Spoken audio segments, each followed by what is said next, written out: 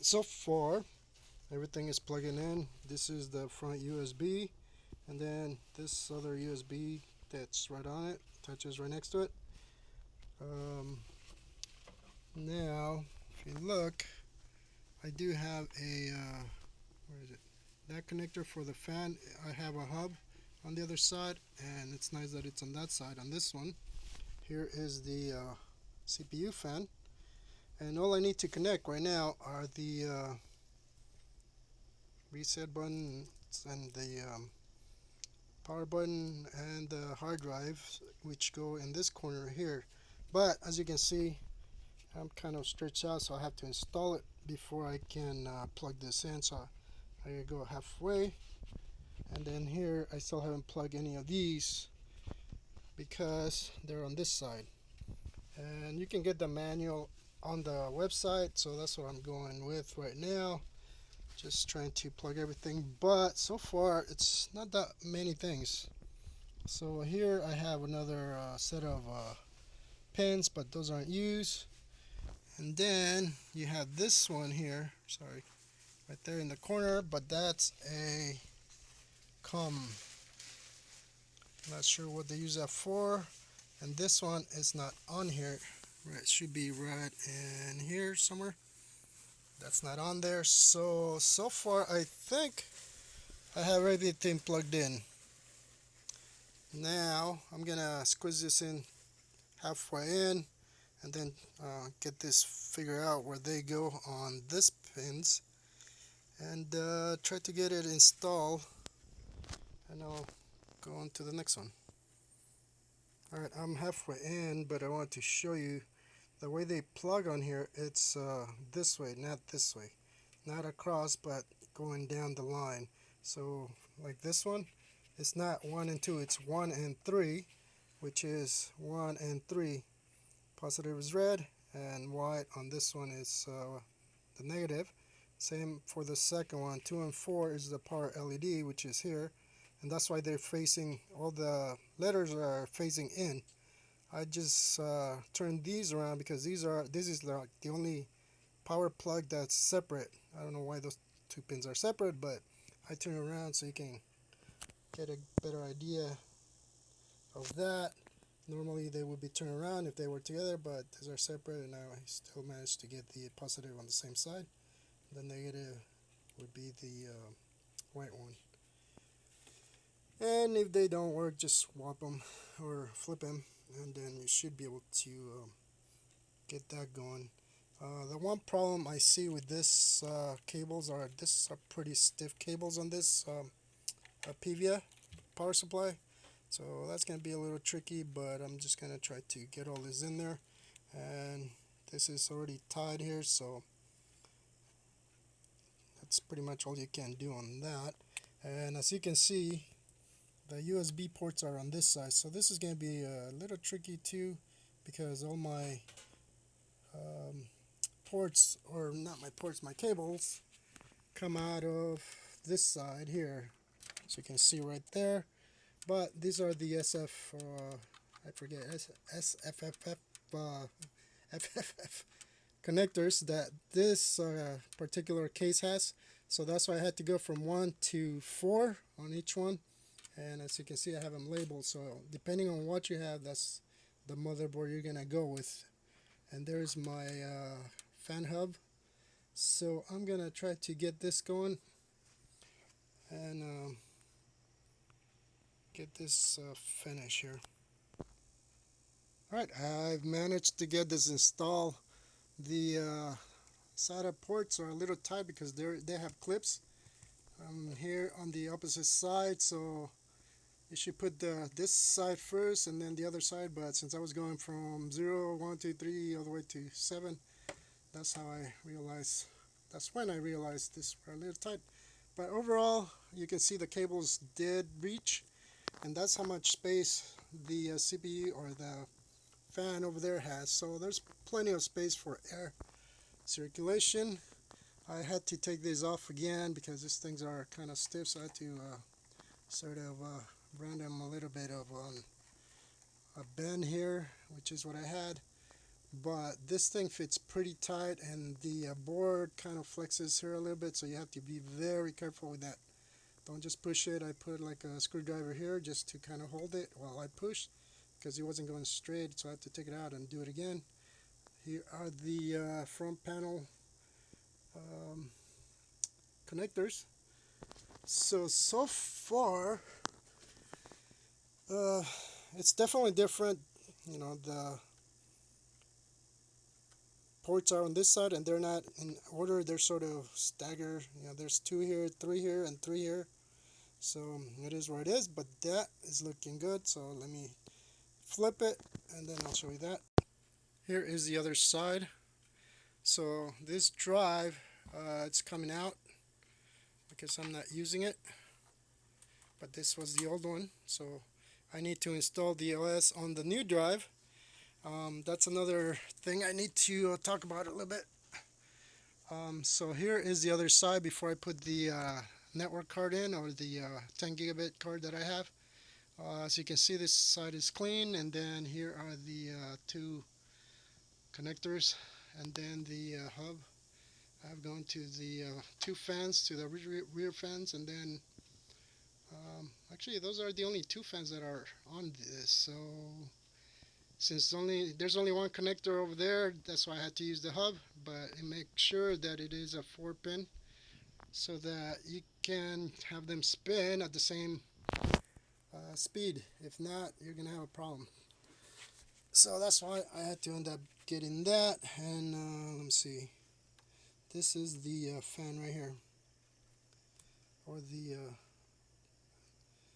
system fan.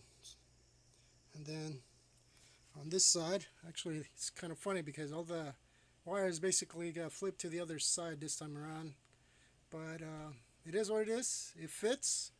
That's how much space there is left. And let me show you the back. Hang on. So here are the two fans, and here is a new shield with the 4 ports, and then there's that port for the NIC on the other side, display port, and HDMI on there. So everything so far fit okay. I think there's still a paper here somewhere. Look at that. So always something left from before. But there you have it. That's pretty much it for the install. Oh, and now as I was saying for the OS, basically I was looking for a simple way to just get the configuration saved, but without doing an actual copy of the whole hard drive. It's kind of hard to do. So since I'm the only user, it's easier to just reinstall the new OS, whatever the OS you want to put on there, or version, and just start getting everything back on there with the drives and everything else, because just trying to copy everything is just such a pain. But if you have a lot of users, ONV is going to make that a little harder, so you're going to have to do a copy of the whole drive, because I didn't see any way to do it. Before, they used to have a system backup and that sort of deal. None of that is there anymore. I updated the last one I had here, so just to see if anything changed, but nope. So I just have my let me see here, just have my 8 gig drive. I just did my boot disk on there, so I'm gonna install that, and then I have to redo all that good stuff. So it is what it is, but there you go. So far it's looking good, so let's see if we can get it finished. Well, I thought I was done, but I wanted to show you the 10 gigabit NIC.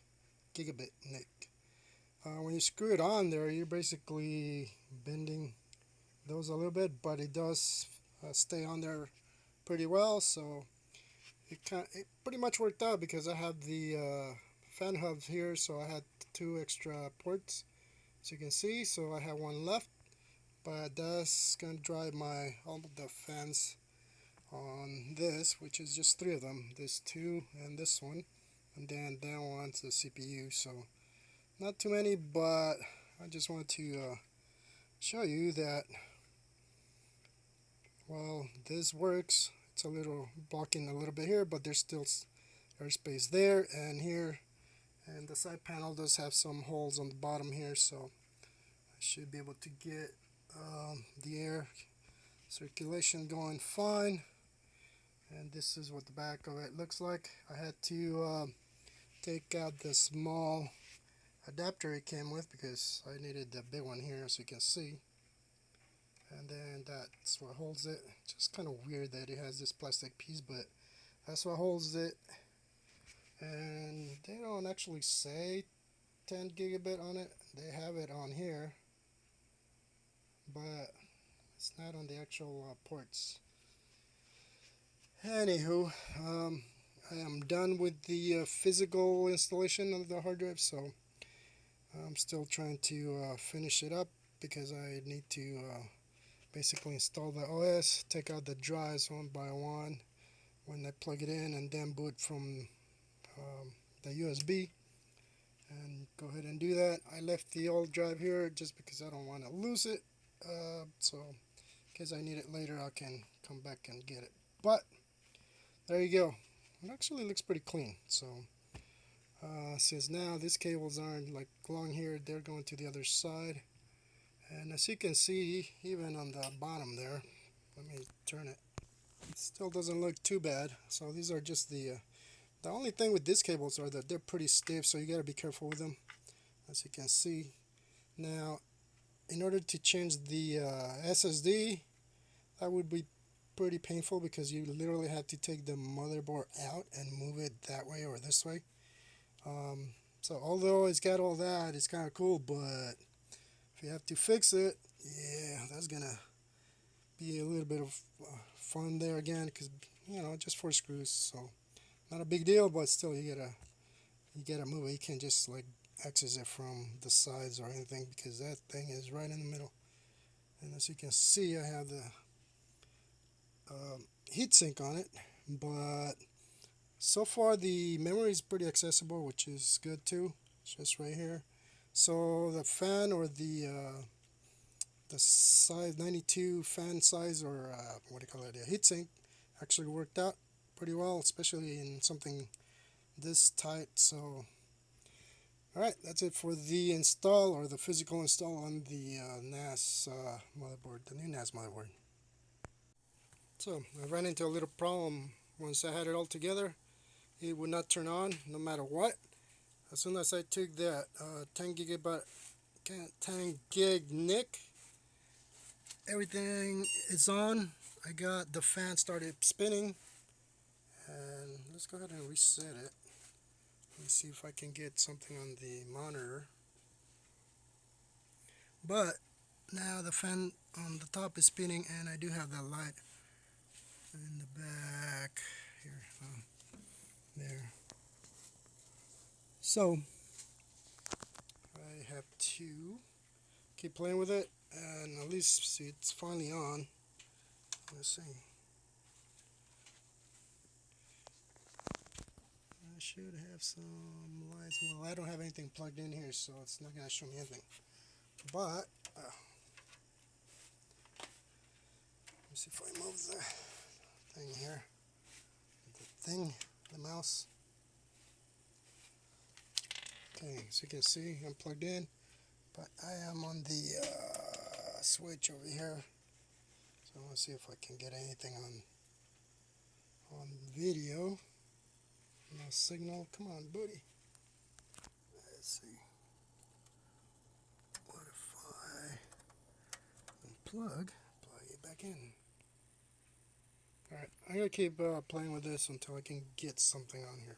Alright, so I've been fighting with this on the KVM, couldn't get anything out, and finally I put the separate monitor, and now I was able to get something, but none of the lights are on, so I kept playing with the connections here, and I basically unplugged everything. From here, even these connectors, I just left the power, and everything turns on as soon as you plug it in, but I had no power on the front, as you can see, and it is on. So I finally got in here, so let me see if I can do something. So it is a 12 gen i5, 3.7 megahertz is the speed. Total memory is 49,152. Remember, I just got the 48. So that is good. So I'm gonna go through these. The what do you call it? The keyboards above me, but I just wanted to kind of let me see if I can move through here. Show you that it does work. It took a while. I just let it go and it beep and it came back on. So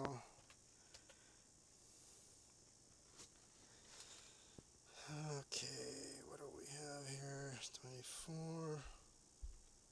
So I can't really change anything other than the time here. So I'll go through this, but I'm not gonna go through it right now just because I want to at least get it set up with the OS. And yeah, let me do that. Alright, it's 1 in the morning, but I got this sorted. Check it out. I got power on there. So if you look at the manual, it says power LED, power LED, power LED. It's all the same. So the power LED, the actual LED is the one on the right, and the power switch is this one down here. I had them backwards because this thing doesn't say power switch or power. It just says the same thing for both. One is plus and minus. This one has plus and minus, and those are the individual ones. So make sure you get that right first, and then it'll start working correctly, I think. So let's go to, I have it in the back. Let's go ahead and press enter for setup. Ah, crap. I don't want setup. I want the boot disk to load up. But anyways, just a quick add-on. I was just gonna quit after I fix this. Light works. Waited, and it finally got into the install. Oh crap! Hold on. Install, yes. Is it gonna detect the actual? I don't know, the actual NVMe, United States, American English, sure. Should go pretty quick if it installs now. Can't believe that thing those two were messing me up so bad. Now everything's looking normal. Took me all day, but I think we finally got it going. Just want to see if the drive is going to be detected normal now, everything. So I can finish installing it. Let's see what we got. Primary network interface. I don't know, I'm just going to do whatever. There's some, so we'll just do the first one. Okay, fine. It's not plugged in right now anyway, so that's fine.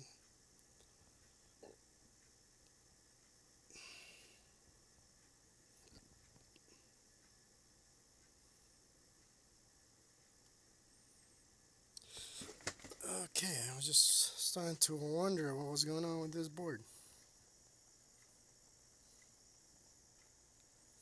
Well, let me see if I can get to the option of the drive before I call it at night. Network, configure your network's probably not using. Okay, fine. I don't care about that. Configure, did not configure network at this time. That's fine. Let's call that up in millivolt. Sure. I need a root password. Hold on. Alright, this is what I want to. Shit. Oops, sorry. More than one storage device has been detected. Please ensure you select the correct device for the operating system in the following list. To prevent data loss, if you can't identify the correct storage device, then shut down the system and unplug all storage devices except the one you want to use for operating system. That's fine. Continue. Ah, there we go. So the SCSI is my USB Memorex, and my NVMe is right there. So everything is looking good. Obviously I'm going to take the NVMe. That's what that one's for.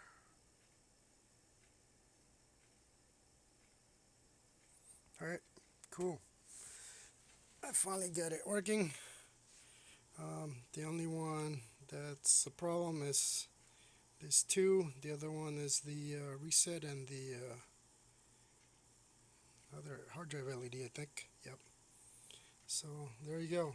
Just a close up so you know which one's the correct one. Everything else was connected right, and the 400 PSU works fine. But if you have one of these wrong, man, it'll throw you off, especially after 1 in the morning. So there you go. Even though I already installed the Open Media Vault without the network and stuff, the power button and the reset still don't work. And if I hold it, they're plugged correctly, that doesn't work. And if I do the other one, what the heck was that? I saw a red light back there, and it just, if I hit that, reset, what's going on? Okay, that was weird. Red light and it just clicked over here.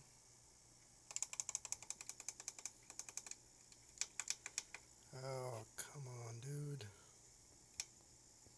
Turn off.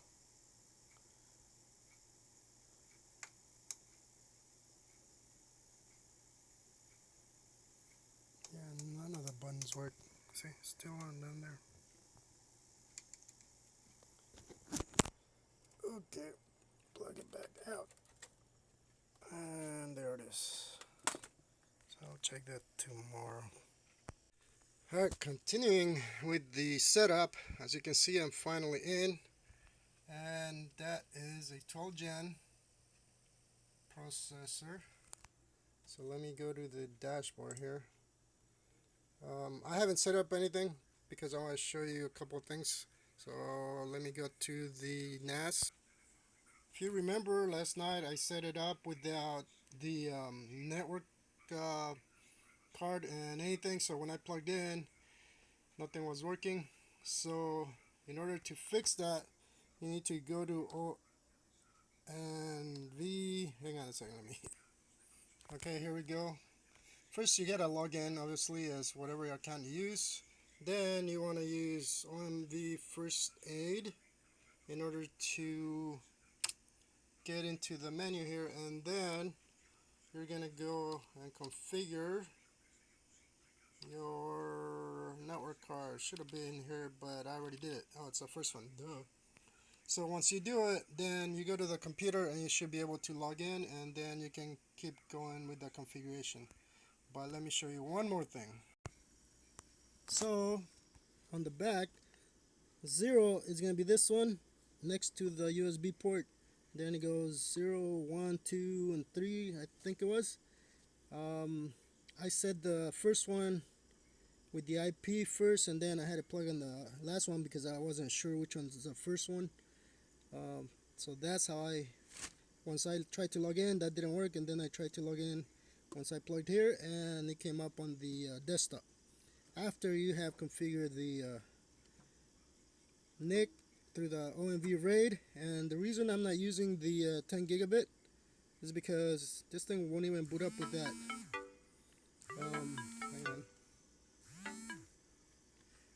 This computer for some reason won't even boot up, and also this thing takes a while to boot up, so you have to be patient because for whatever reason it takes a while.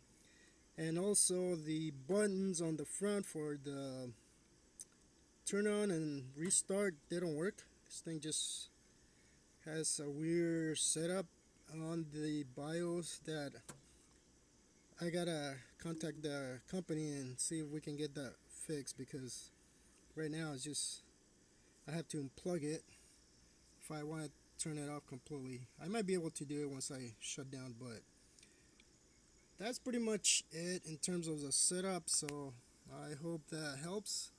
Other than that, it's been not as straightforward as you would think. There's just a lot to it because it just takes a while to boot up, and it's just this company, just like the firewall, it has that weird setting where it's either off or on or last state, and I had the same issues with the small firewall, and I was wondering why it wasn't turned on, and sometimes it would take forever for me to get it to turn on.